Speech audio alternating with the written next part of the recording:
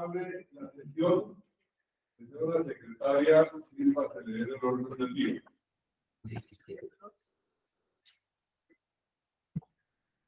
Bogotá, mayo 20 del año 2024, Academia Colombiana de la Lengua, la primera juntada del nuevo ciclo de conferencias del centenario de la Vorágine. Orden del día. Primero, antífona. Segundo, saludo al señor director de la Corporación, Eduardo Durán Gómez. Tercero, nombramiento de la comisión aprobatoria del acta de esta sesión.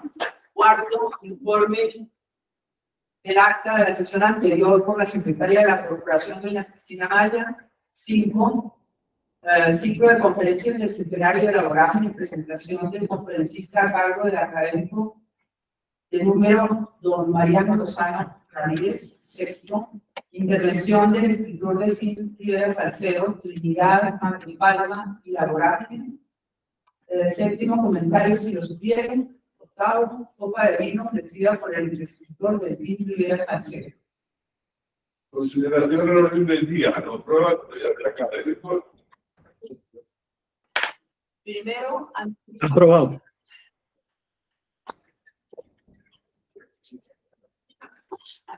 Veni Sancte Spiritus Repertuum Orga Fidelio et Amoris Tuis in eis inde ascendi. Emitter Spiritum Tuum et Creator Renovador Renovabis Pars Terra. Deus concorda Fidelio Sanctis Spiritus Illustratione Christi, da nobis in ere Spiritu recta saperit et erius semper consolatione gaudere. Per Christum Dominus nostrum. Amén. Amén.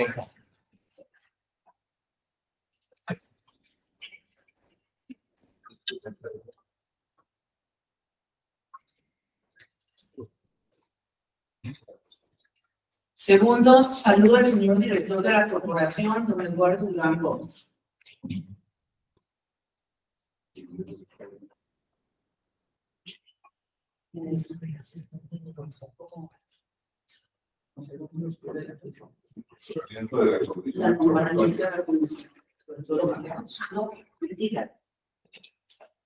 El tercero, nombramiento de la comisión aprobatoria del acta de esta sesión. Bueno, se designa como comisión aprobatoria del acta a los doctores Ardila Duarte y Rodrigo Morales.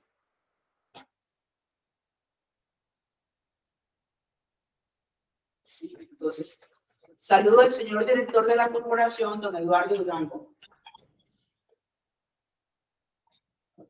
Bueno, te permito presentar un saludo muy especial a don Delfín Rivera Salcedo, lo mismo que a don Mariano Lozano Ramírez, miembro de la academia, quienes van a tener una intervención en torno a la novela de la Vorágine.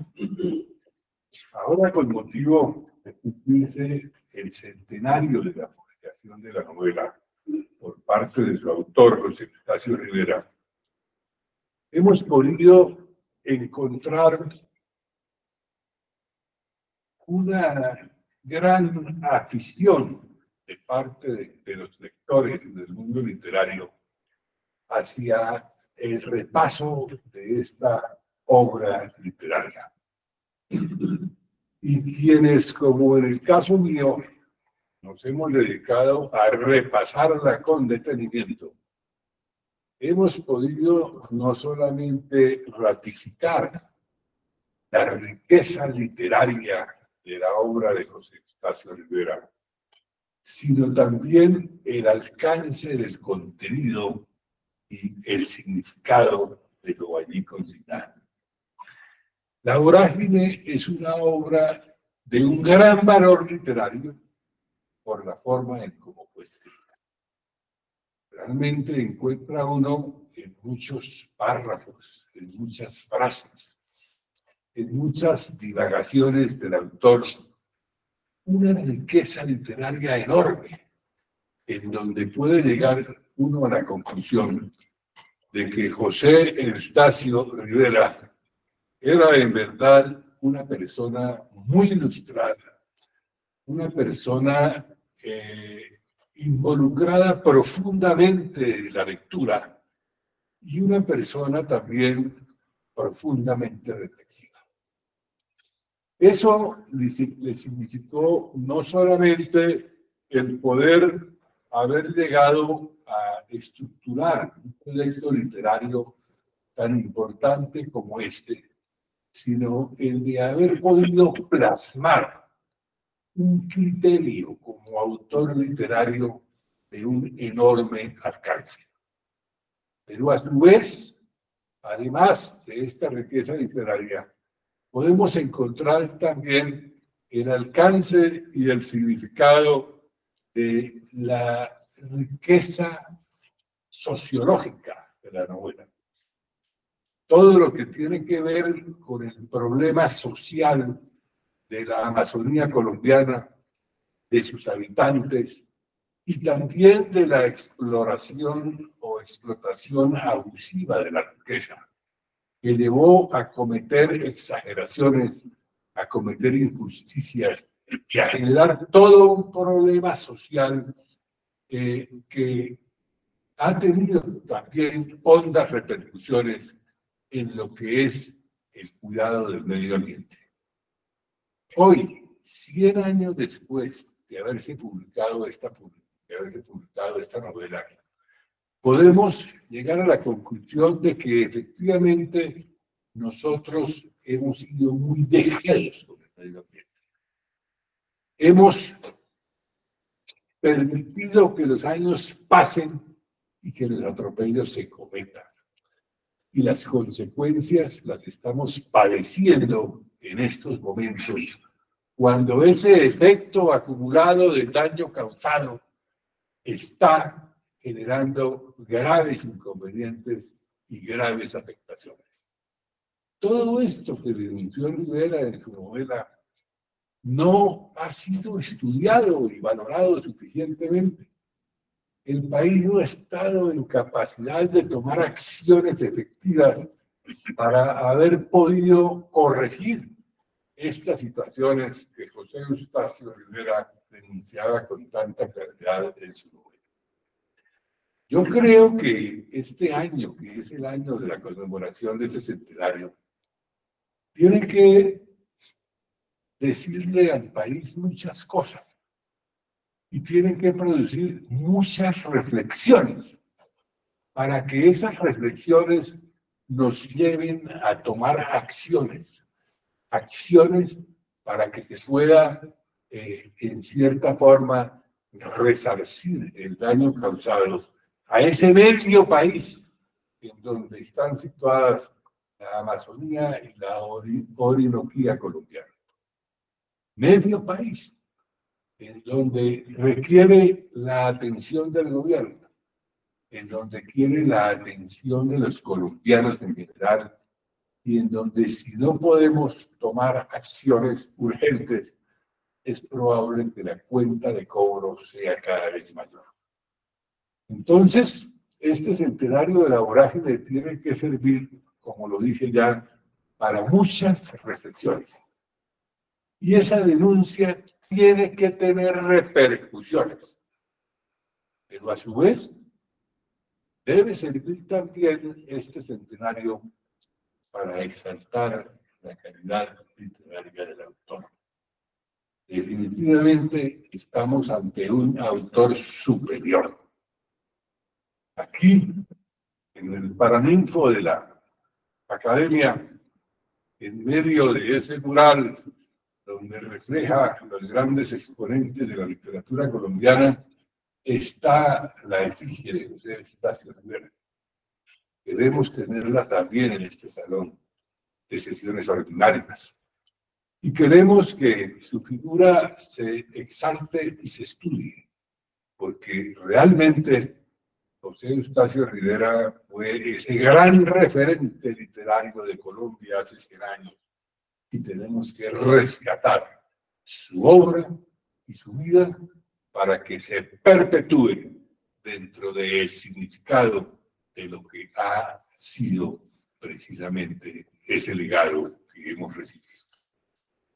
Hoy tenemos como invitado especial a don Delfín Rivera Salcedo, que es precisamente una persona vinculada a esas tierras en donde sucedieron los episodios de la vorágine. Y él ha sido una persona que ha estudiado con detenimiento todo el impacto de esta obra literaria y todo su significado. Lo vamos a oír con mucha atención, don Delfín, y estoy seguro que esas reflexiones que usted nos trae van a servir de base para las reflexiones también de esta academia. Y vamos a tener también la intervención de don Mariano Lozano, que a propósito en estos días va a tomar su sillón como académico de número.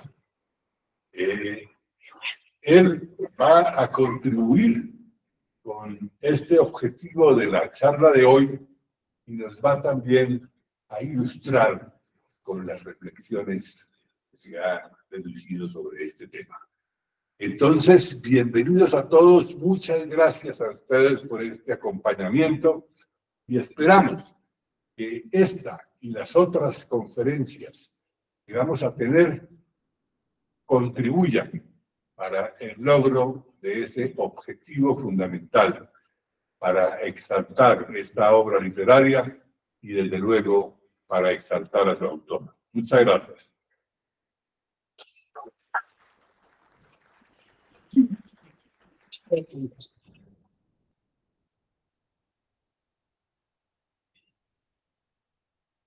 Bueno, entonces, ¿Seguimos con el otro? tiene la palabra el académico Mariano Lozano.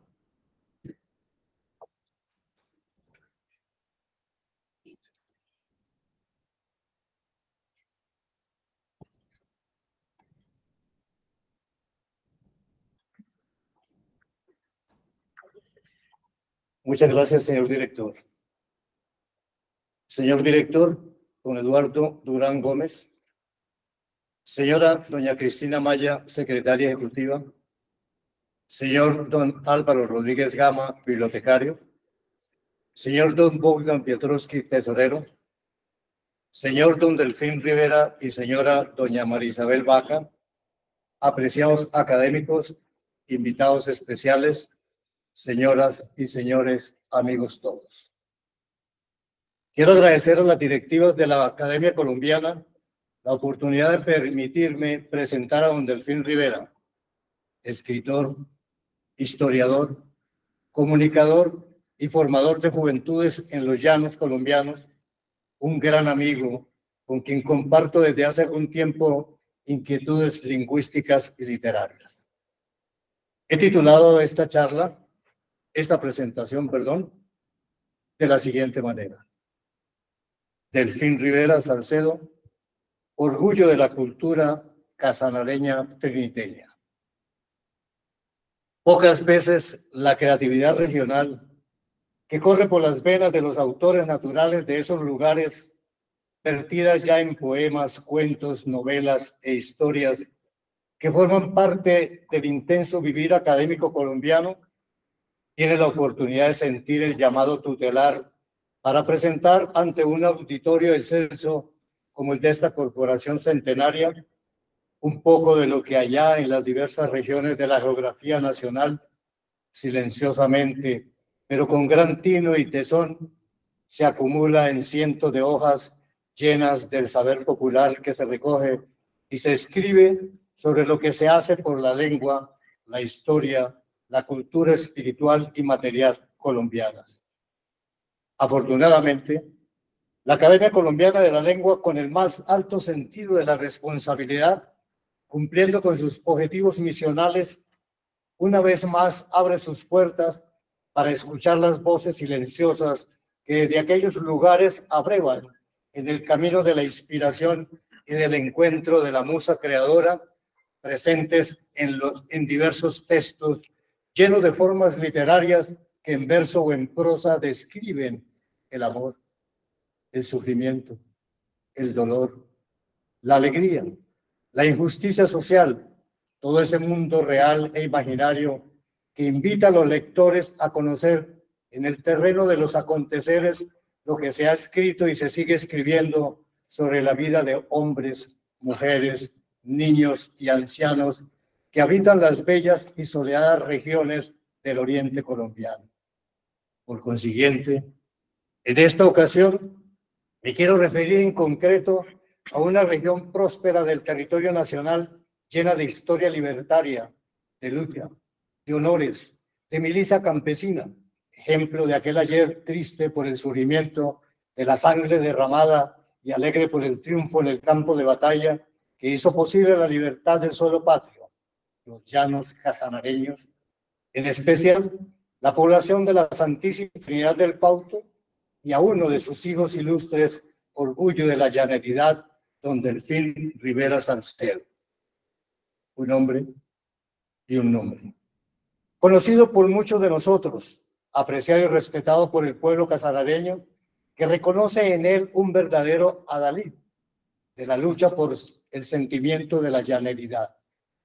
Nacido en Trinidad Casanare, hijo de una familia humilde y trabajadora, como muchas de estos lugares donde el viento, la brisa, el llano, las plantas, los animales, las aves y el sol canicular caracteriza la forma de vivir y de hablar de los llanos de la Orinoquía colombiana. Formado y titulado académicamente en Comunicación Social y Periodismo, en estudios históricos literarios y en lingüística hispánica, actividades que desarrolla en la cotidianidad. Por lo tanto, hablar de don Delfín Rivera Salcedo es hablar de la historia del pueblo casanareño y un poco de la literatura que se ha escrito, se escribe y se vive en los llanos orientales de Colombia, asunto este que en la conferencia de hoy, Delfín nos dará a conocer del llano colombiano, los atos, los lugares y los personajes reales para acercarnos un poco más y mejor a la novela de José Eustacio Rivera, La Vorágine, en este homenaje de la Academia Colombiana en sus 100 años de publicada la primera edición. Delfín Rivera Salcedo, un llanero como pocos que de muy temprana edad se comprometió a rescatar para la historia y la cultura la vida de sus paisanos, desde la lucha libertaria hasta lograr con su pluma magistral una copiosa obra que permite imaginar y recorrer a través de ella algunos lugares calurosos de los llanos orientales, especialmente imaginar su andar desde su natal Trinidad hasta la capital del Casanare, como un Quijote, lápiz y cuadernillo en mano, presto para recoger, seleccionar, contar y describir en orden cronológico muy cuidadosamente la historia en diversos textos, puestos posteriormente a disposición de los escolares de esos territorios en las aulas de clase, donde aún se estudia la historia y se reflexiona sobre ella para el conocimiento y rescate de la cultura llanera colombiana. En verdad, en el llano casanareño y en los pueblos de la Orinoquía colombiana hay mucha historia, rasgos y formas lingüísticas de las distintas comunidades, ya de blancos, indios y afrodescendientes, tradiciones y costumbres por compilar, escribir, contar y novelar para conocer aún mejor cómo viven, qué hacen y cómo hablan los llaneros de estas nuevas generaciones. Por ello, el trabajo escritural, las charlas, los coloquios, los seminarios, las conferencias que expresan el vivir de las gentes, la lucha por la libertad y los caminos para la paz, el laboreo de los hombres y las mujeres que incansablemente desde el amanecer hasta el anochecer hacen de aquellas regiones su lugar de remanso, deben ser contadas y publicadas para el conocimiento de generación en generación, labor en la que está comprometido don Delfín Rivera Salcedo, junto con un grupo de escritores y amigos desde la Academia de Historia Ramón Nonato Pérez de Trinidad, el Coloquio de Literatura Triniteña, el Simposio Nacional e Internacional de la Cultura Indígena del Casanare, entre otras organizaciones que él dirige y academias a las que pertenece como numerario correspondiente. Además de su loable interés por el rescate de las tradiciones que hace posible mantener vivo el sentimiento de la llaneridad en el suelo colombiano. La obra de don Delfín Rivera Salcedo, copiosa por cierto, la conforman cerca de 30 libros publicados y otros inéditos ya en camino de publicación, algunos artículos lingüísticos sobre el habla en los llanos casanareños, diversos ensayos literarios e históricos, editoriales y notas periodísticas, antologías poéticas, poemarios, monografías del Casanare, conferencias, participaciones en simposios y coloquios, todos ellos sobre la vida, las costumbres y las tradiciones de los llaneros de la Orinoquía colombiana. Así pues, la producción literaria, histórica, poética y dialectal muestra el valor de un trabajo enjundioso, fruto de la búsqueda del dato cierto para comprobar, completar o en algunos casos precisar fechas, lugares y acontecimientos que muchos escritores han presentado de tiempo acá como ciertos en tantos textos. Nada fácil. Pero gracias a su persistente investigación de campo, Delfín ha logrado recoger y publicar en sus libros páginas aclaratorias que permiten acercarse aún más a la verdadera historia de las luchas libertarias, sus protagonistas, los lugares donde éstas se iniciaron, se desarrollaron y las razones de ellas. Para terminar, a modo de anécdota académica diré que conocí a don Delfín Rivera Salcedo en las aulas de la maestría en lingüística de la Universidad Pedagógica de Tunja. Allí, en las cátedras de dialectología sociolingüística y seminario de investigación lingüística que yo regentaba, tuve el grato encuentro con un estudiante que compartía conmigo la necesidad de recoger el habla de los llaneros, especialmente el léxico de la ganadería, es decir, un continuador de la Escuela Dialectológica del Instituto Caro y Cuervo, por su entusiasmo particular, por la vida y la lengua de sus raizales, recordé mis primeros pasos al lado de don Luis Flores y don José Joaquín Monte Giraldo, en el camino de los estudios dialectales colombianos y la realización de la máxima obra institucional, el Atlas Lingüístico Etnográfico de Colombia, el ALEC. Sin pérdida de tiempo, me propuso su tema de investigación y acepté dirigir el trabajo que consistía en compilar, analizar y seleccionar en campos semánticos el léxico de la actividad ganadera en Casanare, voces, vocablos y expresiones fraseológicas que con seguridad están en la memoria de los llaneros, quienes aquí nos acompañan en esta sesión, por ser el oficio ancestral que en la mayoría de los atos grandes y pequeños se realiza, es decir, paréntesis, trabajo de llano, cierra paréntesis. Palabras sobre la ganadería, la vaquería, el arreo, el ordeño, los atos, los animales, las aves, las serpientes, los caños, los ríos, los corrales, las cotizas, los peones, los caporales, los patronos, las viviendas, los vestidos, el intercambio comercial, el sacrificio de la res y sus partes, todo aquello que se conoce como la cultura ganadera. Trabajo de investigación dialectal que él realizó con su esposa María Isabel Vaca Vega, alumna también de la UPTC en esa promoción, y fue laureado por los docentes evaluadores de las investigaciones de la maestría. A partir de allí, he mantenido su generosa amistad y la reafirmamos desde el campo lingüístico y literario mediante la investigación sobre la cultura, la lengua y las tradiciones populares de los habitantes triniteños, resultados que hemos presentado año tras año en los encuentros del Coloquio Nacional Internacional de la Literatura Triniteña. En ellos han participado y participan escritores, poetas, historiadores, ensayistas y profesores nacionales e internacionales. Este encuentro académico es una verdadera fiesta por la cultura llanera casanareña, que reafirma el valor y el sentido de la llaneridad. Así lo escribió don Fernando Soto Aparicio en el prólogo de la obra titulada Tumbatiranos, paréntesis, 2016, cierra paréntesis, al referirse al llano y a la llaneridad, comillas.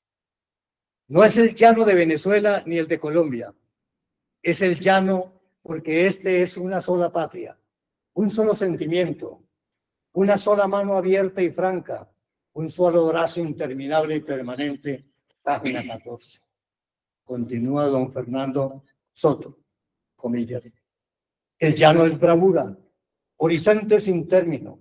Es el sonido inolvidable del cuatro y la música que engendra la lluvia detenida del arpa y que sacuden las cosquillas redondas de los capachos. En el llano, nadie se siente forastero, porque es una extensión sin fronteras abiertas para todos, y en su paisaje el valor es un código tácito, pero inolvidable, que solo podemos comparar con la amistad y la franqueza, y las únicas que se inclinan son las palmeras cuando el viento las dobla en las matas de monte, porque todo lo demás es firme y limpio, hecho de una sola pieza, dispuesto a dar las batallas que se necesitan para que la libertad no se apague jamás. El llano es patria universal de los caminos y de los paisajes que solo obedecen al capricho de los vendavales y de las distancias. El llano es el corazón inmenso y mestizo de nuestra América y palpita con diástoles de solidaridad y de esperanza. Página 16-17. Hasta aquí, don Fernando.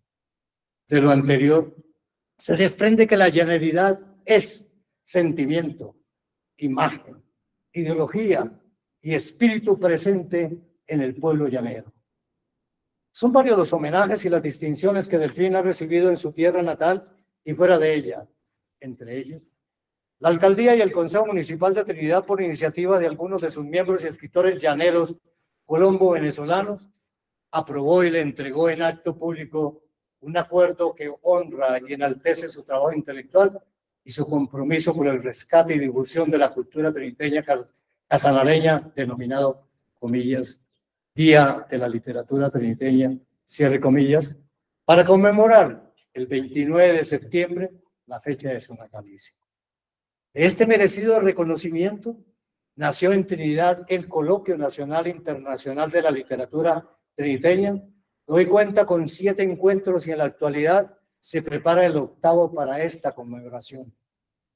Por todo lo anterior, la presencia de don Delfín Rivera Salcedo hoy en este recinto de la lengua colombiana es la más importante manifestación del sentir espiritual y material de los llaneros casanareños y de quienes hemos tenido la suerte de viajar a esa bella región para experimentar la generosa y sincera hospitalidad de los habitantes de campos y poblados donde los animales, las aves y las personas viven en comunidad libremente y sienten el territorio como propio, lo respetan, lo aman, lo cultivan y también con alegres cantos, sonidos, tonos y notas musicales que con maestría artística empírica o autótona brotan del cuatro, el arpa, los capachos, entre otros instrumentos, para cantarle a la vida, al trabajo en general, a la vaquería, a las faenas campesinas,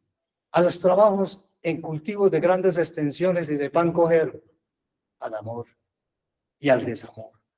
En noches de luna llena a la luz del candil o de las plantas eléctricas en espacios familiares o de alegres festividades populares.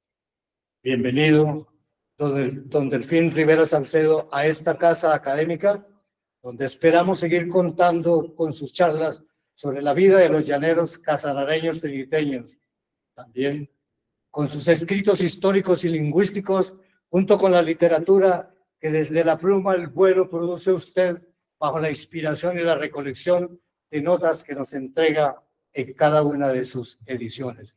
Muchas gracias.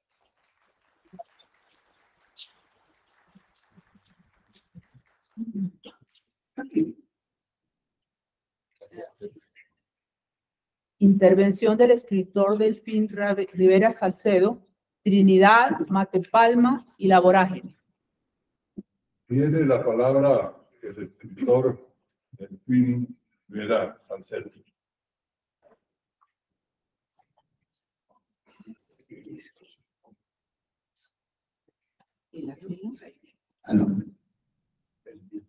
Buenos días, agradezco inmensamente a este Palacio de la Intelectualidad el hecho que permitan que un llanero patriarcado llegue a hablarles de lo que hemos vivido con la vorágine y de nuestro sentir por la patria llanera. Doctor Eduardo Durán Gómez, director de la gloriosa Academia Colombiana de la Lengua. Doctora Cristina Maya, secretaria y compañera académica del Coloquio Nacional e Internacional de la Literatura Triniteña. Doctor Álvaro Rodríguez, bibliotecario de esta academia. Doctor Piotowski, tesorero de la academia. Doctor Olimpo Morales, compañero también de luchas por la llaneridad y por la defensa de la historia de los casanareños. Doctor Mariano Lozano Ramírez, amigo incondicional, triniteño por adopción igual que Cristina, y compañeros que vienen de Trinidad, hijo Santiago Rivera Vaca, mi nieta Soy Gabriela, que está presente acá, compañeros y amigos, Lincoln, nieto de don Cayetano Barrera, corporal de Matepalma, que le agradezco que haya venido desde Londres a esta conferencia. En fin, compañeros todos, Reinaldo, muchas gracias por venir desde Sogamoso. He querido dar esta conferencia que se llama Conferencia Trinidad, Matepalma y la Vorágine. Mucho se ha dicho y se ha publicado sobre la obra de José Eustacio, pero aún queda mucho por decir, especialmente en estos tiempos de la celebración del centenario de la primera edición. En esta ocasión hablaré de la obra en su primer capítulo para mostrar que en este la trama se desenvuelve en los llanos casanareños, específicamente en las sabanas triniteñas. Así, Rivera introduce al lector en un territorio y en una comunidad casi desconocidas para el país del año 24 del siglo pasado, como también en este año, el año del centenario de su obra, ya que en su relato describe la belleza del paisaje llanero y aborda, además del conflicto entre llaneros y chiricoas, la relación del hato, las faenas del trabajo del llano, la doma de caballos, la recogida de las cimarroneras, el robo de ganado y el comercio de vacunos, como también la poética y el habla popular de los llanos de entonces. Esta temática solo la había tocado con anterioridad en la literatura colombiana Fray Pedro Faro, miembro de esta academia y de la Real Academia de la Lengua Española, en la novela El Doctor Navascués, quien adelantándose varios años a José Eustacio, incluye en su novela la descripción de tipos, paisajes y costumbres americanas, en concreto de Casanare. Infortunadamente, esta primera parte de la novela ha sido consciente o inconscientemente ignorada por la crítica, que al haber identificado históricamente la vorágine como la prístina novela de la selva, se olvidó del todo del análisis del texto sobre los llanos en la obra, hecho que nos obliga como llaneros a profundizar en el análisis de este acápite que fortalece nuestra identidad como llaneros en general y como llaneros triniteños en particular. Ahora bien, antes de entrar a explicar lo que significa el llano en la vorágine, es importante hablar del territorio triniteño, punto de partida de esta intervención. En consecuencia, diré que el mito del dios Merecure, mito de la creación del hombre llanero, nos dice que el dios Merecure recorrió desde su desembocadura hasta su origen al río Pauto, río que se desliza lentamente, orgulloso de cargar victorias libertarias, y que en vocablo chiricoa significa río de hombres y mujeres libres, hasta encontrar el manantial donde nacen las aguas de 1000 colores que saltaban hacia el infinito y de las cuales se desprendían los peces llaneros, que al caer a la playa se convertían en hombres y mujeres que se organizaban en clanes, pero no tenían cómo comunicarse, y por ello Merecure les dio la palabra hablada, y desde entonces los llaneros cantan tonadas de ordeño, cantos de vaquería, pasajes, corridos, contrapunteos, y dicen poemas y ensalmos para proteger la vida de animales y de humanos. El dios Merecure creó la palabra, y la palabra es el verbo, y el verbo es Dios, para que los llaneros se organizaran y pudieran formar con su trabajo y poesía la esencia del alma de los llaneros, que hoy llamamos llaneridad, que en palabras de Fernando Soto Aparicio, mi gran amigo, no es otra cosa que libertad, respeto, valentía y también joropos, horizonte e inmensidad. Hubo un tiempo en que para Colombia la libertad era el llano, y para el llano la libertad era Casanare, y para Casanare la libertad era la Trinidad del Pauto. Un pueblo con geografía de cielos abiertos, horizontes inalcanzables, infinitos, donde el grito largo se convierte en copla de caminos entretejidos por mastrantales, pajonales y moriches. Un pueblo de historia de rebeldías y de estandartes libertarios conquistados con la triada de caballo, lanza y jinete. Un pueblo donde los neogranadinos quisieron bañarse de libertad y encender la chispa con las narices calientes de los caballos de la revolución. Es un pueblo fundado por jesuitas con la tropa del cacique Chacamare en la margen derecha del Río de la Libertad, ya próximo a cumplir el 4 de octubre su primer centenario. Del río Guachiría de la Trinidad salió el cacique Jaspe, valiente Chiricoba, con 180 hombres a engrosar las filas de la insurrección comunera, y las sabanas triniteñas fueron escogidas por el general Santander para organizar el ejército de vanguardia, y fueron sus atos, soporte económico, y sus gentes, soldados, oficiales y héroes de la guerra, con el coronel Ramón Nonato Pérez, libertador de la provincia de Casanare, y la heroína Presentación Buenahora a la cabeza. Y en la literatura, por sus paisajes, han pasado escritores como Fray Pedro Favo, con la novela El Doctor Navascués, laureada en Madrid, España, con el premio Eusebio Giraldo Crespo, convocatoria de 1916. Han pasado José Eustacio Rivera con La Vorágine, Manuel González Martínez con Llanura, Soledad y Viento, Eduardo Caballero Calderón con Manuel Pacho, Plácido Jaspe con Un caballo en la noche, y Manuel Abella Chaparro con Florentino y el Diablo, y todas estas obras tienen que ver con la Trinidad del Pauto. En fin, en el territorio de la Trinidad del Pauto para el año 1924 se encuentra el caño Guanapalo, el río Guachiría, los caños El Orocio y el Yaguarapo, y las vegas del río Pauto, como también los hatos Matepalma, que en la novela figura como hato grande, San Emidio, Mata Negra, Matevaquero y La Maporita, en este municipio, a donde debe ir José Eustacio a contar ganados y fundaciones para la contabilidad del pleito herencial del hato Matepalma, de propiedad de Ramón Oropesa.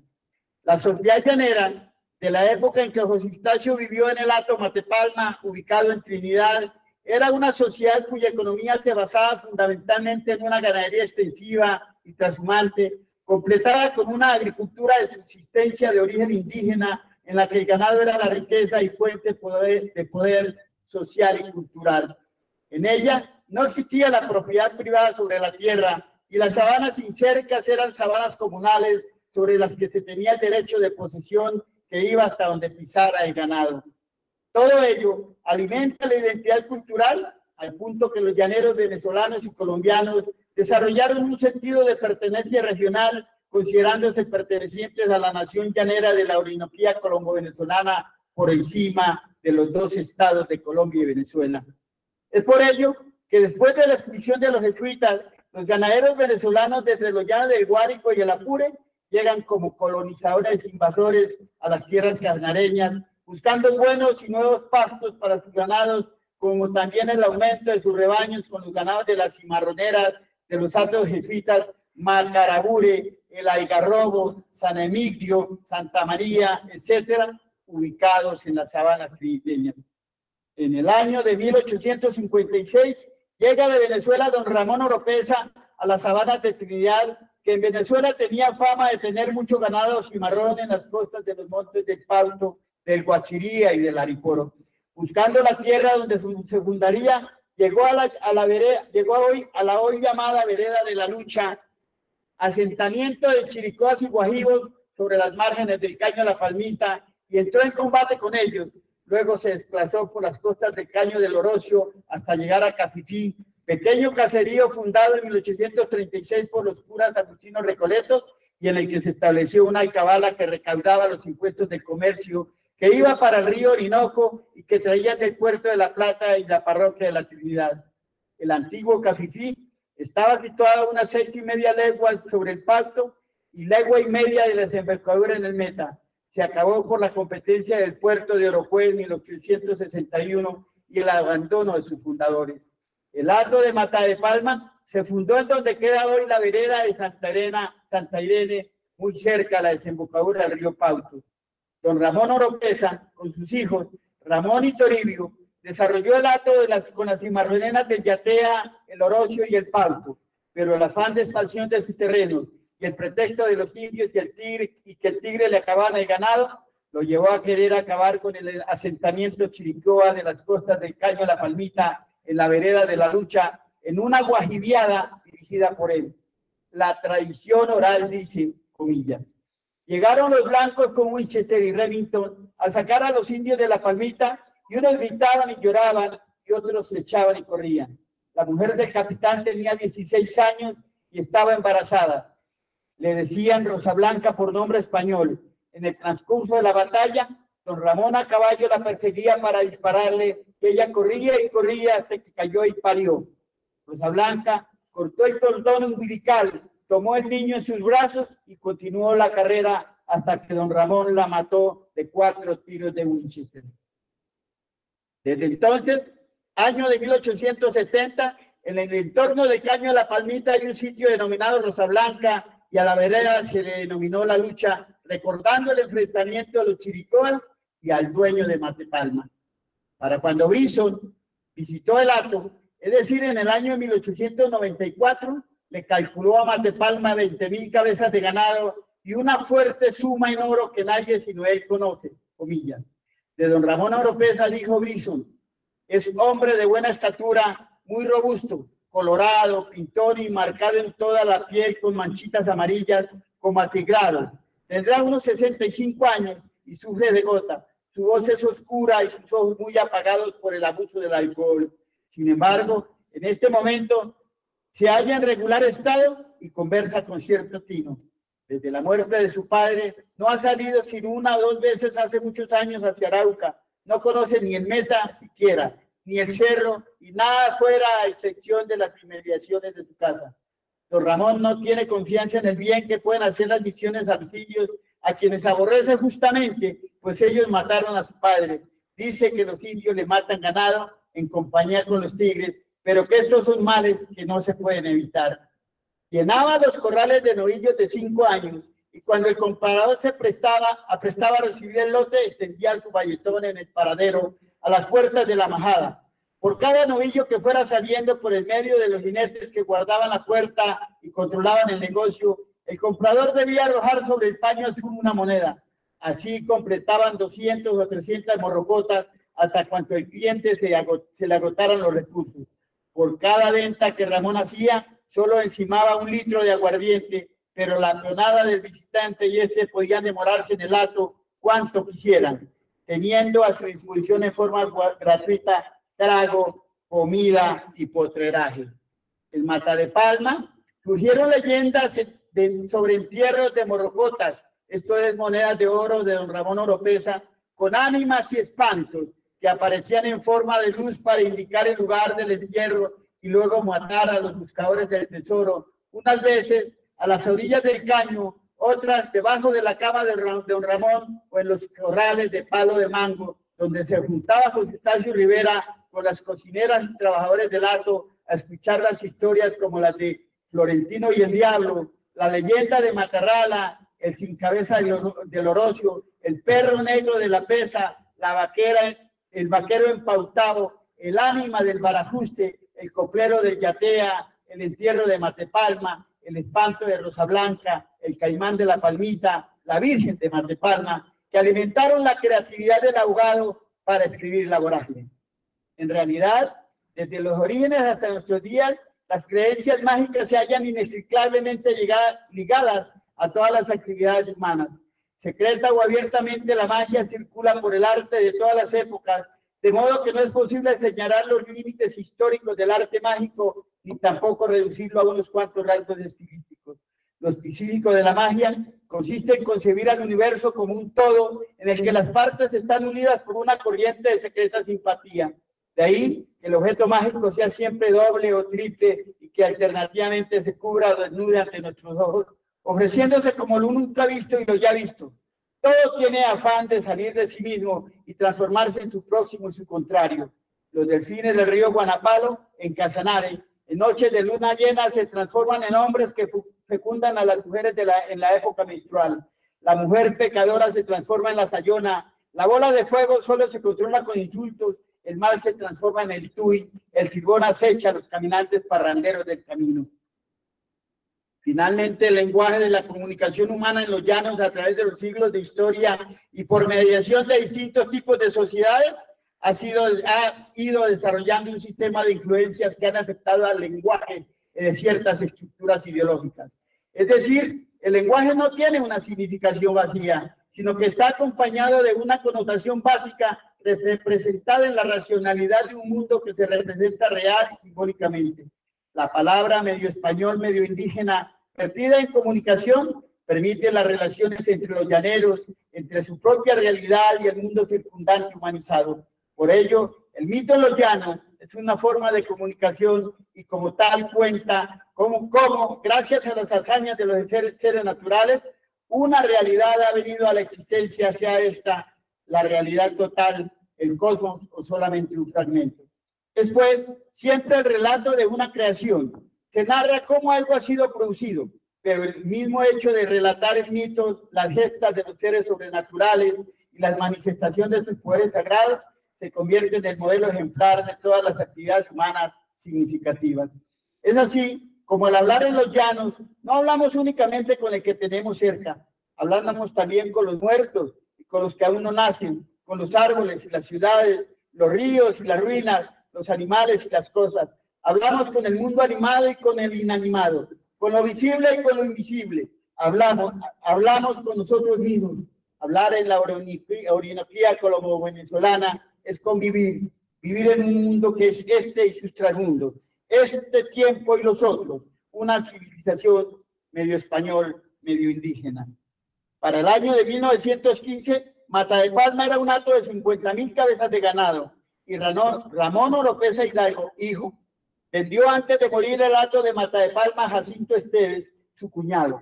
Ramón Oropesa muere en 1914 sin que Jacinto Esteves terminara de pagar la deuda. Sin embargo, Jacinto Esteves Oropesa entabló pleito herencial. Por lo tanto, para el año de 1915, Mata de Palma era de propiedad de Josefa Esteves de Oropesa. Poco tiempo después murió Jacinto Esteves legando sus bienes por testamento en cabeza de su sobrino Francisco Hurtado, alegando que su esposa no heredaba por habérsele comprobado adulterio. Los herederos de Oropesa, como los de Esteves, entran de esta forma a ser parte del pleito. José Nieto compró a Francisco Hurtado, sobrino y heredero testamentario de Esteves, el ganado de la mención, así como la cuarta parte de los emovientes de Matevaquero por 13.000 pesos. Es por ello que en abril de 1818, José Nieto visitó la oficina de José Eustacio en Bogotá y le explicó que le había comprado un ganado a un rico ganadero, don Ramón Oropesa, cuyas extensas tierras incluían a Mata de Palma y habían pasado su muerte a manos del yerno Jacinto Esteves, que otros parientes habían objetado el testamento y luego Esteves había muerto a su turno, complicando aún más el asunto. Nieto solicitó los servicios legales de Rivera de parte suya y de otro contendiente, don Alfredo Santos. El poeta tomó el caso y dio origen al pleito más célebre de Casanare, que empezó en Orocue en 1818, centrado en la hacienda de Matepalma, que pasaría más tarde a ser el acto grande en la novela. Rivera acepta y llega a Orocue en los primeros meses de 1918. Se alojó en la casa de Nieto en Orocue, a la vez que Teodoro Amezquita le cedería una oficina. Sin embargo, para mayo de 1918 ya Rivera estaría trabajando para la contraparte, o sea, para doña Josefa Esteves de Oropesa. Esta señora tenía entablado un juicio contra Toribio. Contrato firmado por José Eustacio para defender a la viuda, se estableció que tenían que reclamar los ganados vacunos orejanos que existían dentro de los linderos del mismo hato, por lo que el abogado Rivera debió recorrer las sabanas y contar los ganados y las fundaciones que pertenecían al hato. En esa labor fue fundamental la compañía de don Cayetano Barrera Lugo, caporal del hato, y doña Ignacia Cova, matrona jefe de las cocineras. Don Cayetano hijo de Aquiles Lugo, dueño del Hato San Emilio, nació en Matepalma, muriendo su madre en el momento del parto. De ahí en adelante, su madrina, mamá Carmen, se hace cargo de su crianza, quien lo educa en las labores del Hato de Ramón Oropesa. Allí trabaja como becerrero mensual. Luego Ramón Pérez, dueño de la Fundación La Perra, que hacía parte de Matepalma, lo lleva para que trabaje en ella. En aquel lugar trabaja como caballicero y caporal de Sabana. Para el año de 1914 decide independizarse de Ramón Oropesa Hidalgo y este le cancela la liquidación consistente en 45 morrocotas de oro que Cayetano rechazó a cambio de 45 novillas. Con ella regresa al estero de Olave y las pastorea acariciándolas para fundar a San Joaquín en las costas del río Pauco. Sin embargo, a la muerte de Ramón Oropesa, la viuda lo contrata nuevamente como caporal de Sabana. En 1918 se encuentra con José Eustacio Rivera y entabla gran amistad con él, enseñándole los secretos de la vaquería, la pesca, la caza y la sobrevivencia en las matas de monte del Pauto y el Guachiría. Cayetano era un hombre muy hábil, no solamente en las destrezas de llano, sino como seductor de mujeres, y era tal su fuerza de voluntad que lo que se propusiera lo conseguía. Esta personalidad arrolladora fue la que motivó a Rivera a acompañarlo en las aventuras por los caños, montes y ríos de las sabanas triniteñas. Le puso a uno de sus hijos el nombre de Eustaquio. Ya don Eustaquio está muerto. Doña Ignacia Cova, nacida en Támara, había llegado a Matadepalma a emplearse en las labores de cocina. Ella fue la encargada de brindar las atenciones culinarias al abogado defensor de las propiedades de doña Josefa Esteves. Cumpliendo con los deberes de abuela, le proporcionó a Rivera afecto de madre. En Trinidad, la tradición oral dice que de ella, doña Ignacia Cova, José Eustacio toma el apellido del protagonista llamándolo Arturo Cova, como también que el apellido Barrera lo tomó de don Cayetano. ¿Verdad o ficción? Feliz coincidencia. El 23 de octubre de 1918, el nuevo juez doctor José Isabel Romero García comisiona al juez de la Trinidad para llevar a cabo la diligencia de dar posesión a los peritos nombrados por las partes interesadas, que lo fueron Demetrio Orjuela, representante de Lazareto, Luis Franco Zapata por parte del doctor Rivera y Teodoro Amezquita por parte del juzgado.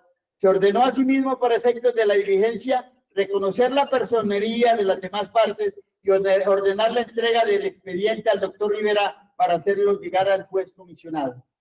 En el viaje de notificación al juzgado de Trinidad, el poeta conoce la fundación de la Maporita, que está ubicada en la vereda de San Joaquín, municipio de Trinidad, a 20 minutos del casco urbano. El dueño para la época se llamaba Rosendo Ricaurte y la esposa Francisca Rosas. Ellos fueron los padres de Policarpo Polo Ricaurte y esta a su vez de Delfín Ricaurte, los dueños actuales de la Maporita. Rivera sale de Orocoa a finales de 1919 y va a vivir en Sogamoso a comienzos de 1920. En esa ciudad medita y comienza a escribir el primer capítulo de La Laboral. El viaje lo hace a través del río Crajo. Después de pasar por algunos atos, llega a la laguna de Tota. El pleito es trasladado a Santa Rosa por orden del Ministerio de Gobierno, quien lo deja a órdenes del señor Daniel Hernández. El juicio de Matepalma, llamado en la vorágine Hato Grande y Matevaquero, fue fallado en el Tribunal Superior de Santa Rosa de Viterbo a favor de Nieto el 24 de septiembre de 1919, después de haber pasado en su primera instancia por las manos de 6 jueces durante 2 años. Matepalma fue la insignia de Trinidad y el más importante en extensión y producción de ganado en los llanos de la Orinoquía colombiana en el siglo XIX, comienzos del XX. Sin embargo, para comprender un poco más el territorio en que se desenvuelve la trama novelesca del primer capítulo de La Vorágine, es importante saber que los linderos del Hato Grande, como se llamaba en Matepalma en la novela, son el río Pauco, los caños del Guanapalo, Guachiría, el Yatea, el Orocio, el Yaguarapo y el río Meta. Asimismo, lo es identificar las fundaciones de Matevaquero, Matanegra, San Amidio y la Maporita que aparecen en la trama. Como mi propósito es demostrar que la primera parte de la novela se desarrolla en el territorio del municipio de Trinidad Casanare, Diré que sus límites para la época eran los caños Guanapalo, el río Pauto, el río Guachiría y el río Ometa.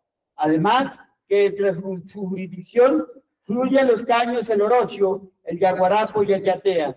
Igualmente reitero que el hato Matepalma se encuentra ubicado en la jurisdicción de Trinidad y fue donde Rivera recorrió las sabanas y conoció las faenas llaneras que describe magistralmente. En la edición de 1984, página 28, editada por el Círculo de Lectores, se observa lo siguiente. Comillas.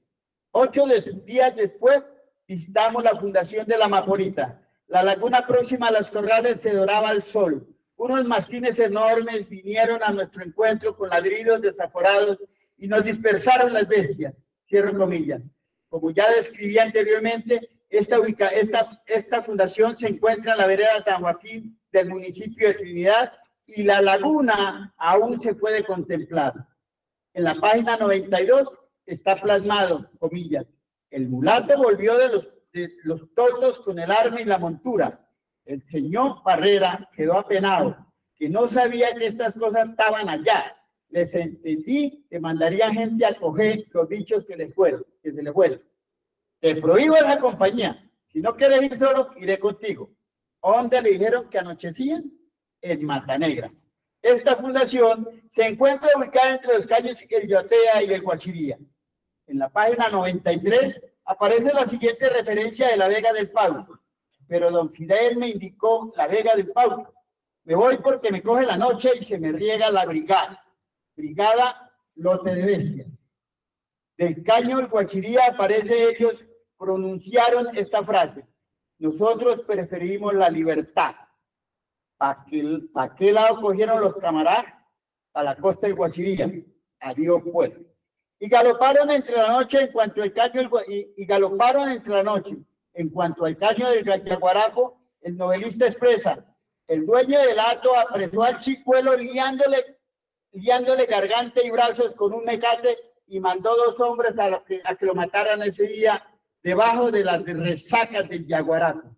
El caño Guanapalo aparece en la siguiente descripción, comillas, y para colmo, los indios guajigos de las costas del Guanapalo que flechaban reses por centenares asaltaron la fundación de Latico, llevándose a las mujeres y matando a los hombres, gracias a que el río detuvo el incendio, pero hasta no sé qué noche se veía el lejano resplendor de la candela.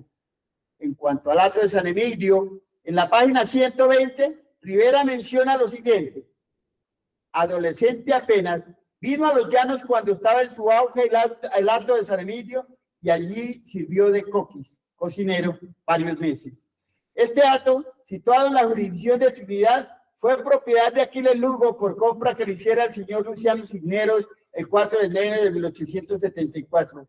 Fue suyo hasta el día de su muerte, el día 27 de junio de 1903. Tenía las siguientes fundaciones: el Carmen, que valía 100 pesos, los Azules, 50 pesos, el Porvenir, 150 pesos, Santa Marta, 50 pesos. Los apellidos de los trabajadores del hato, Jalpe, Barrera y Cova, se reflejan permanentemente en el relato. Para la descripción de las faenas llaneras, leeré tan solo un fragmento que trata de la recogida de ganado cimarrón en la sabana, así, comillas. Nos fuimos abriendo en arco para caerles como un turbión cuando oyéramos la señal de los caporales, pero las reses nos ventearon y corrieron hacia los montes, quedando solo algún macho desafiador que empinaba su cornamenta para amedrentar a la cabalgata.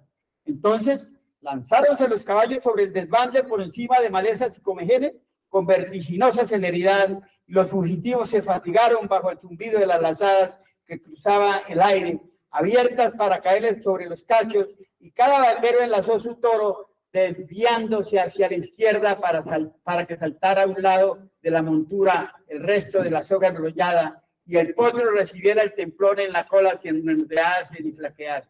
Cierro comillas. Brincaba en los matorrales la fiera indómita al sentirse cogida y se aguijaba tras el jinete ladeando la media luna de sus puñales. Con frecuencia le toqueteaba el rocín y este se enloquecía cobeando para derribar al cabalgador sobre las astas del enemigo. Entonces el baitón prestaba su ayuda. o caía extendido para que el toro lo pisoteara mientras el potro se contenía, o a manos del desmontado vaquero coloreaba como un capote en las suertes desconcertantes, sin espectadores y sin aplausos, hasta que la res coleada golpeara el suelo. Diestramente la manada le hendía las narices con el cuchillo y por allí le pasaba la soga indócil, anudando sus dos extremos a la crin trasera del potrejón para que el vacuno quedara sujeto por la ternilla en el vibrante seno de la cuerda doble. Así era conducido hasta la madrina y ya cuando en ella se incorporaba volviéndose al jinete sobre la grupa, soltaba un cabo de la soga brutal y la hacía salir a tirones por la nariz atormentada y sanguinolenta. A nivel del lenguaje, Rivera incorpora en la novela el muy rico y original léxico del español hablado en los llanos triniteños, expandiéndose así las fronteras lingüísticas de la literatura de su época. Es un trabajo de experimentación con este nuevo léxico local que lo aleja de caer en lo folclórico, en lo exótico, integrándolo con las elaboradas imágenes modernistas de descripciones de paisajes ya clásicas como la del famoso amanecer llanero, comillas. Bajo la gloria del alba, hendieron al aire los patos chillones, las garzas morosas como copos flotantes, los loros esmeraldinos de tembloroso vuelo, las guacamayas y multicolores, y de todas partes del pajonal y del espacio, del estero y de la palma, nacía un hálito jubiloso que era vida, era acento, claridad y palpitación.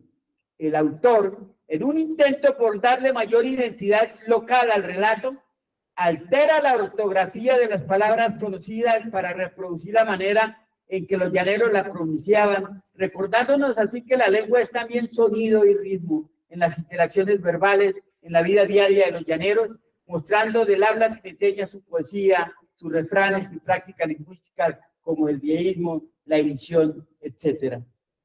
Señores asistentes, de acuerdo con el objetivo de esta exposición, queda demostrado que es en el territorio triniteño donde se desenvuelve la trama de la vorágine en lo que se refiere al primer capítulo con el cual Rivera universalizó al llano. El periódico El Tiempo, en su edición del 8 de junio de 1936, presentó una entrevista con la señora Alicia Hernández Carranza como protagonista de la historia de la vorágine. Un mes más tarde, es decir, el 1 de julio del mismo año, el señor Pablo Murillo, sobrino de Solita Murillo, y que compartió con José Eustacio en Sogamoso mientras estuvo en esa ciudad, desmintió la versión dada por Alicia Hernández. Sobre la historia de Alicia, los triniteños durante una centuria hemos aceptado como cierta la tradición oral que sobre Alicia galopa por entre los recovecos de montes, palmares, mastrantales, esteros, ríos y caños triniteños, que cuenta que Alicia fue la señora Isabel Dorcenville, nieta del general Obando. La historia es la siguiente. Doña Isabel se había venido de Bogotá en estado de embarazo, huyendo del escarnio público a que sería sometida por su prestante familia y la alta sociedad bogotana, pues era nieta del general Obando. Le acompañó en el viaje el capitán de la Marina, Jorge Ruiz, padre de la criatura. Después de sufrir indecibles penurias en el recorrido de Bogotá hacia los llanos, porque el viaje se hizo a pie, a caballo, en bombo, etc., llegaron a Orocue y allí se radicaron por un tiempo. Por problemas familiares, Isabel Dorcenville fue a trabajar a Mata de Palma en los servicios de la casa y el capitán Ruiz, un militar enamorado de las mujeres, tomatrago y aventurero, siguió sirviendo a los intereses de la Marina hasta que un día viajando en un barco a San Fernando de Atabapo, no se volvió a saber de él. El novelista entonces toma el relato de Isabel como estructura de la novela y lo adorna de ficción con su vivencia. Isabel entonces es Alicia en la vorágine. En la novela la pareja vive por un tiempo en la Maporita y Coba abandona a Alicia en la fundación de Franco, es decir, la Maporita. Desde entonces Alicia desaparece de la escena hasta que su amante está nuevamente con ella. Y cuando ocurre el reencuentro, Alicia prácticamente no vuelve a intervenir. Doña Isabel Dorcenville dio a luz a Emma Dorcenville Ruiz el 9 de febrero de 1914 en Orocue. Se va para Mata de Palma en el año 1816 y es en Mata de Palma donde se conoce con Rivera. Muchos años después, hacia los años 30, se organiza con el negro Juan José Martínez, estableciendo su propia fundación. Los malos negocios de Juan José llevaron la fundación a la decadencia económica, obligándose a vivir en el pueblo de la Trinidad. Allí, junto con su hija Emma, vivió contando la historia que la inmortalizó en la literatura llanera como Alicia, la protagonista de La Vorágine. Muere el 18 de mayo de 1979. Sus restos reposan en el cementerio de Trinidad y sus nietos rememoran permanentemente la historia de su abuela Isabel Dorsenville como la protagonista de La Vorágine. Su hija Emma Dorsenville se casa con don Félix Pinzón, matrimonio del cual nace Fernando, Sara, María, Mario, Jorge, Félix y Manuel. Con este último tuve la oportunidad de compartir pupitre en la escuela. Doña Emma muere en Trinidad el 18 de enero del 2001 y se encuentra enterrada en el cementerio del pueblo junto a los restos de Isabel. Allí también reposan los de don Cayetano Barrera, compañero de faenas de José Eustacio en el hato de Matadepalma. Una estrofa del himno de Trinidad dice: en Matepalma nació La Vorágine, y Manuel Pacho, querencia y crisol, es mi pueblo, nobleza y coraje, legión toda bañada de sol.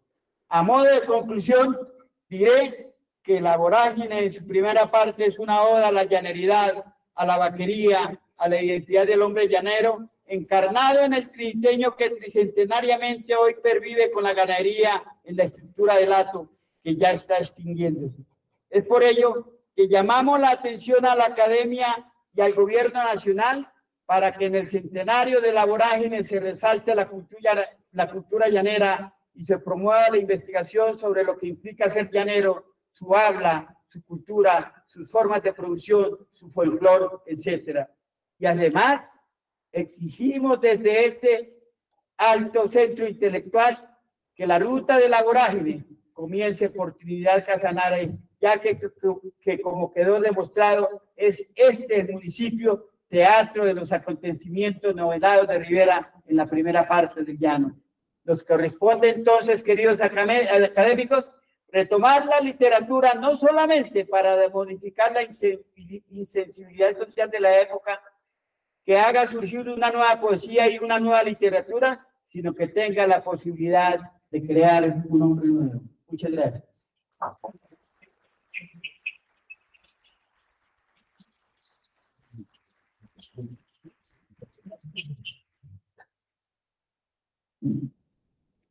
Bueno, quiero felicitar a don Delfín Rivera Salcedo por ese interesante relato que nos ha traído en torno a todos estos episodios, particularmente a lo que significa el nacimiento de La Vorágine y el ambiente en que la novela nació. Yo quiero abrir un espacio para que intervengan los señores académicos o alguien de los invitados especiales y podamos contribuir a ilustrar esta conferencia muy importante que nos ha pronunciado Delfín Rivera Salcedo. Entonces ofrezco el uso de la palabra. Tiene la palabra el académico Benjamín Ardila Duarte. Señor director, doctor Delfín, doctor Mariano, después de las palabras de nuestro presidente y de quienes salieron, hay pocas cosas que decir, sin embargo tengo 3 cosas que añadir. Ayer, hace 50 años, la Cámara de Representantes, en un debate probatorio muy agitado, creó la Intendencia de Casanare. Ustedes han hecho la semana pasada esa celebración. Casanare fue, desde la época de la independencia, una unidad geográfica de un alto valor, pero la habían anexado al departamento de Boyacá. Y Héctor Preciado y otros estudiantes empezaron a coger firmas y dijeron que ellos eran casanareños, que ellos no eran boyacenses. Y Jaime Serrano Rueda, santanderiano, y doña Berta empezaron ayudar en el Senado, la una y en la Cámara del otro, para que ustedes hace 50 años fueran intendencia, como fue de general posterior al departamento a partir de 1991. En la gran discusión de la creación de la intendencia, los estudiantes casanareños fueron a visitar a Alberto Lleras para que les ayudara. Y le dijeron, ayúdenos, doctor Lleras. Él hizo 2 o 3 llamadas y ellos le dijeron que como casanareños le agradecían a Colombia. Y Alberto Lleras se paró enérgicamente y les dijo, no es Colombia, no es Casanare quien tiene que agradecerle a Colombia, sino Colombia quien tiene mucho que agradecerle a Casanare. No sé si esas palabras las repitieron a raíz de la celebración de los 50 años. Hace 50 años también, o un poquito más, apareció la novela de las guerrillas del llano de Eduardo Franco y Sasa, y la descripción poética es tan importante como la descripción guerrera. La descripción poética de cada uno de los ríos, de los caños, de los hatos, tiene un indudable valor literario. Yo decía que iba a añadir 3 cosas. Primero, lo de la creación de la intendencia, que es la fuente generatriz del departamento. Lo otro es que, así como la María está antecedida de una obra poética muy importante de Jorge Isaacs, también la vorágine está antecedida de Tierra de Promisión. Cuando yo era estudiante, Lucas Gutiérrez, Alfredo Iriarte y otros huilenses recitaban los sonetos hermosos de Tierra de Promisión. Y las páginas de Silvio Villegas y Rafael Maya, quienes habían hablado de la vorágine en términos anacoreásticos, que los que hemos tenido la oportunidad de visitar varios continentes, vamos primero que todas las librerías, y uno encuentra que la vorágine está traducida a muchos idiomas desde hace varias décadas, como está traducida la María y naturalmente la obra inmensa de García Márquez. Pero hay otro tema, tercero, que es el de la guerra con el Perú. La guerra con el Perú estalló en agosto de 1932. Es decir, la vorágine tenía 8 años. Y ese abandono de la Orinoquia y de la Amazonía y del Putumayo de que hablaba el doctor Eduardo Durán se había dado de manera tan grave que el país, a pesar de que el Tratado Lozano-Salmón había logrado convertirse en país amazónico por los 175 kilómetros que hay entre Puerto Nariño y Leticia, los tenía, como dice Eduardo, completamente abandonados. Y el Perú invadió el trapecio amazónico. Había una conciencia nacional en sectores letrados y de la juventud de que el Perú, y sobre todo la Casa Arana, habían sido de una terrible crueldad contra los indígenas del Amazonas y del Putumayo, la zona cauchera. Esa conciencia creada por la vorágine de Rivera fue la que generó la conciencia política para que Colombia reaccionara violentamente y se armara y recuperara el trapecio amazónico. Porque siempre la literatura comprometida se vuelve una fuerza espiritual y una fuerza física para defender el patrio suelo. Entonces, los 3 temas, el de la creación hace 50 años de la Intendencia de del departamento. Y no dejar en el olvido Tierra de Promisión, que son esos sonetos tan hermosos sobre la llanura, en donde está la paloma torcaz, en donde están los perros del campo, en donde están los llanos, en toda su belleza, y naturalmente la conciencia creada por la vorágine de la indispensabilidad de defender nuestras fronteras, eran los puntos que quería señalar, no sin antes felicitar a los colombianos y aún a los venezolanos que han venido de distintas partes de la que han ido al llano a sembrar su casa, su cementera, su esperanza.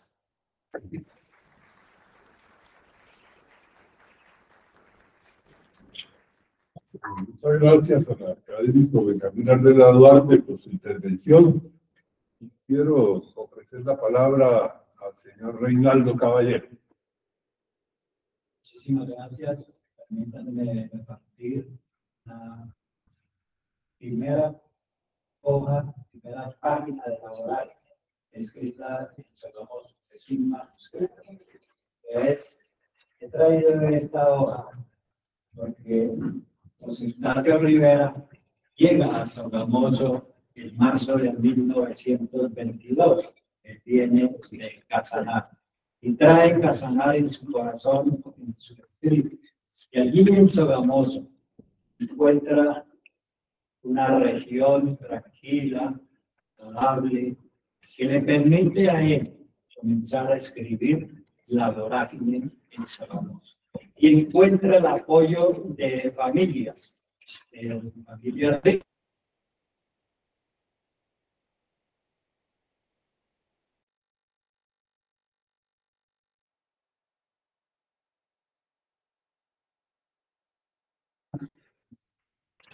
A una hija de él, de 15 años, Lola Dolores. Es en este sitio donde José Eustacio Rivera, oyendo los pájaros, oyendo las flores, como dicen, oliendo la riqueza que había en esa región, Bolivia, comienza a escribir el 22 de abril de 1922 laboral. Es un manuscrito, es un libro de contabilidad. Y allí, hasta mediados de septiembre, 7 meses dura en esta región, escribiendo todo lo que él trajo del llano, todo lo que relató Delfín Rivera, todas esas aventuras llaneras, todos esos cantos llaneros, todo ese trabajo del llano, él lo trae y comienza a plasmarlo en ese cuaderno de contabilidad. Él solamente en Sogamoso escribe lo relacionado con el llano. Él todavía no ha ido a la selva, no conoce la selva. En mediados de septiembre lo nombran como miembro de una comisión del Índice Colombia-Venezuela. Y es cuando él sale en esa comisión y recorre la selva. Aupés, Guainía, Michana, Caquetá, Amazonas, y conoce los ríos y conoce la selva. Y en esta hoja, ustedes la pueden observar, dice Sogamoso, 2022, 1922. Y debajo está Río Negro, que es el río. Está Orinoco, está Guainía, está está Casanare, Amazonas, 1923.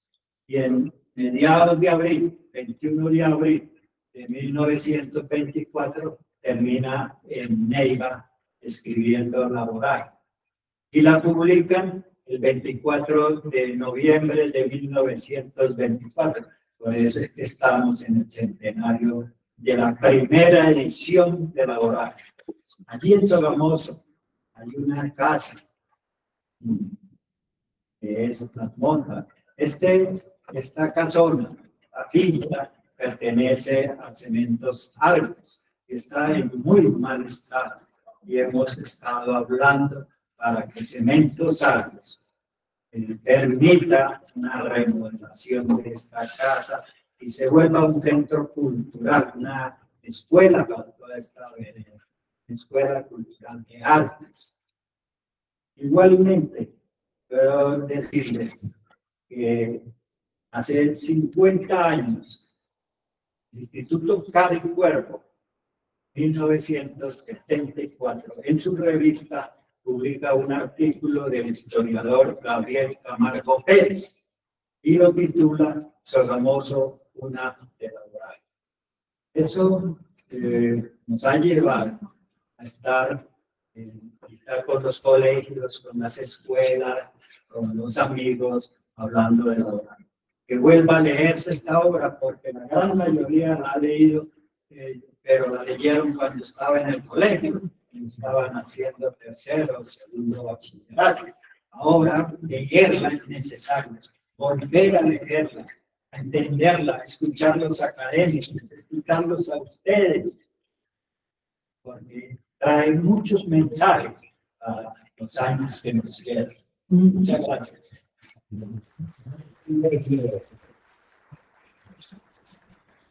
Muchas gracias, Fernando Caballero. Muchas gracias por haber compartido esta página que nos ha entregado. Tiene la palabra doña Cristina Maya, secretaria de la Academia.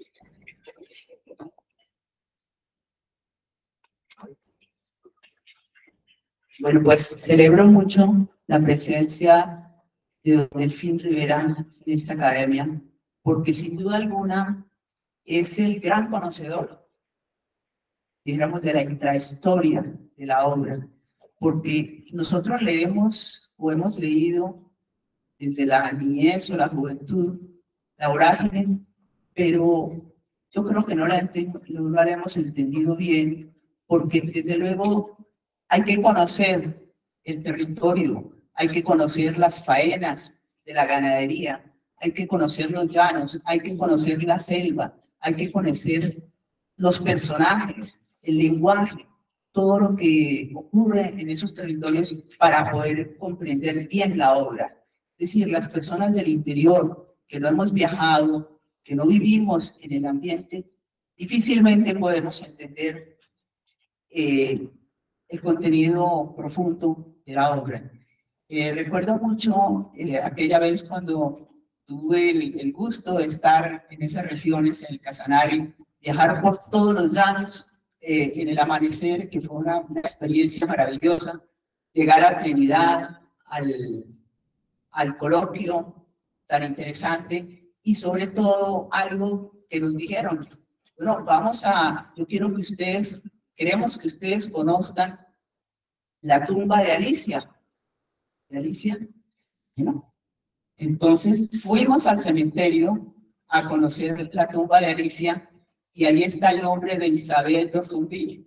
De manera que fue una experiencia muy interesante, muy grata, y eso no lo sabe todo el mundo, ¿no? Estas anécdotas que nos cuenta el doctor Delfín son verdaderamente interesantes.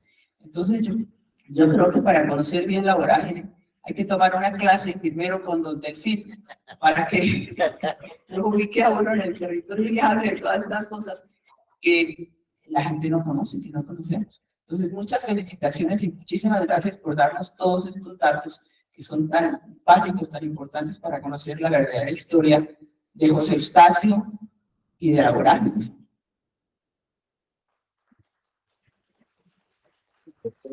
Gracias, Cristina Maya, que tiene la palabra el académico Olimpo Morales.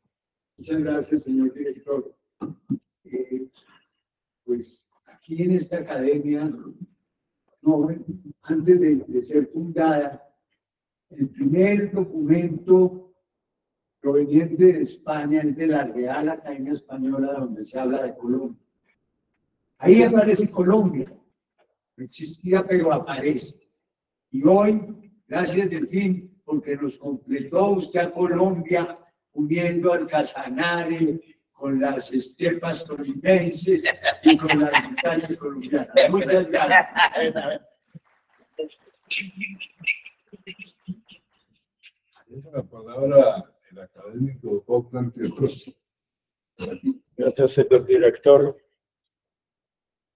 Quiero felicitar efusivamente tanto a don Mariano, que hizo su presentación, como especialmente a usted. Voy a ser muy breve, porque durante su lectura, de verdad, gocé la música de los llanos. Pero no es solamente el modo de expresarlo, sino también, quiero subrayarlo, el importantísimo modo de proyectar la identidad, tanto la identidad de Casanare como de Colombia. De verdad, le felicito y agradezco porque algo foráneo, porque me siento colombiano, disfruté, aprendí y me trasladé a esas tierras de su origen. Muchas gracias.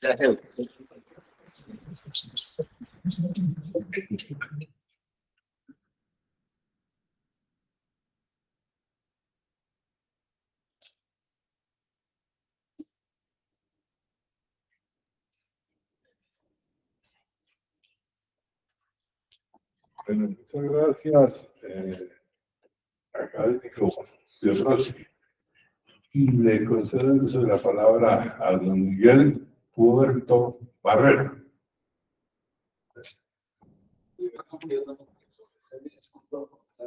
Sentado en el lugar del académico, soy un abogado, pero muy feliz, muy contento por estar aquí.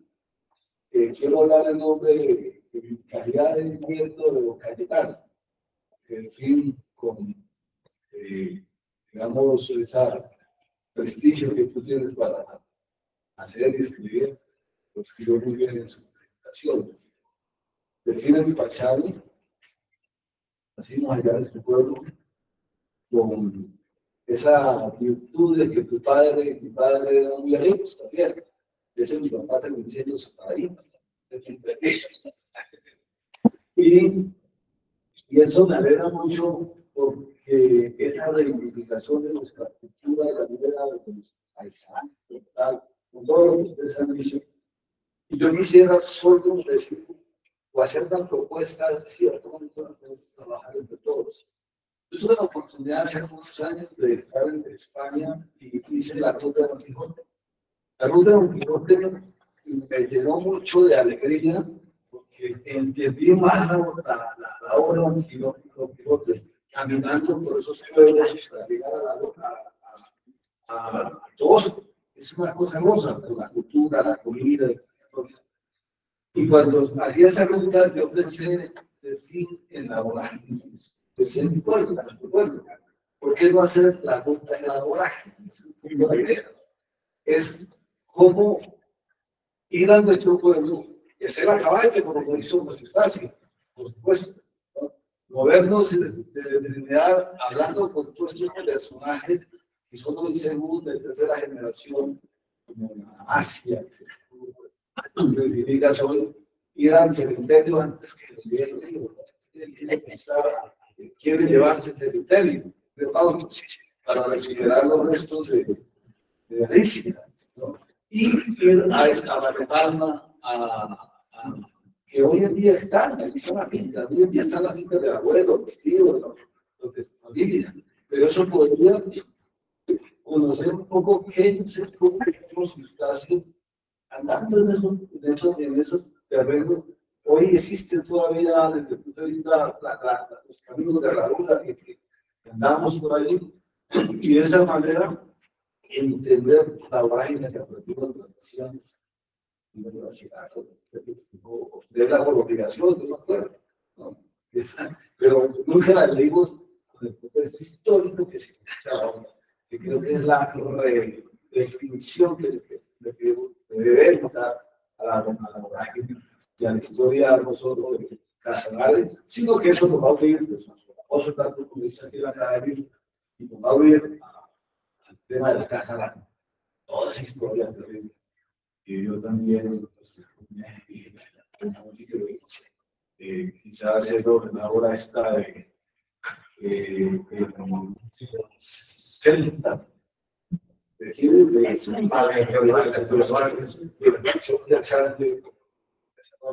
entonces, en fin, felicitaciones, mi reconocimiento, muy contento y mi propuesta la dejo.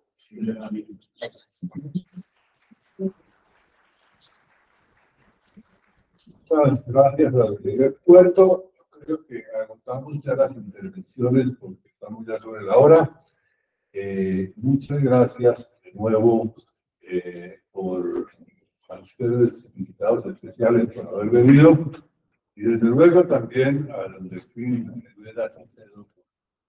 La verdad nos ha enriquecido mucho con todo este trabajo de investigación que se ha hecho alrededor de la obra de la vorágine.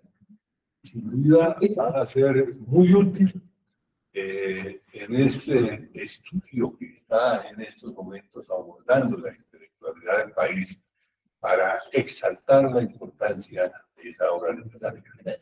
Sin duda, la vorágine continuará en la historia de la literatura de este país como una gran obra y su autor estará consagrado como un gran literato, porque sin duda logró una obra magnífica.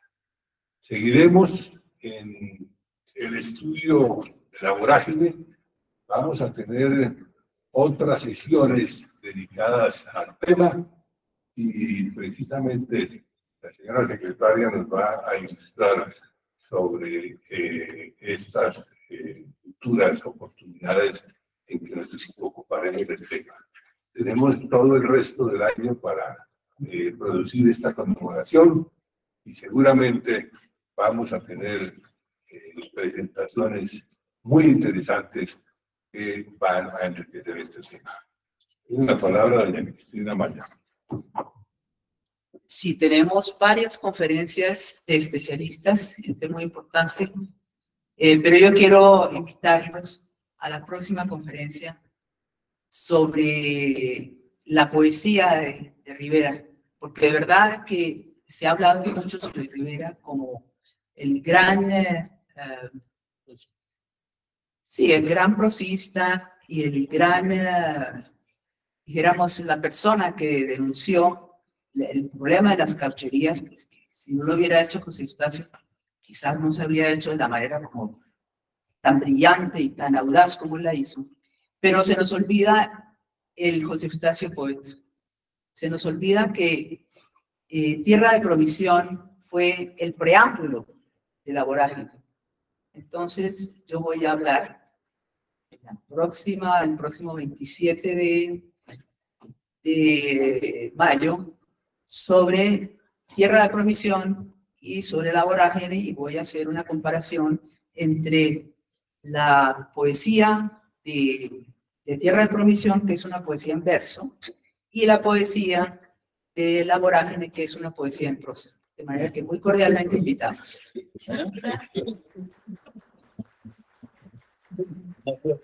Sin duda será una prometedora conferencia. Les agradezco inmensamente su presencia y se levanta la sesión.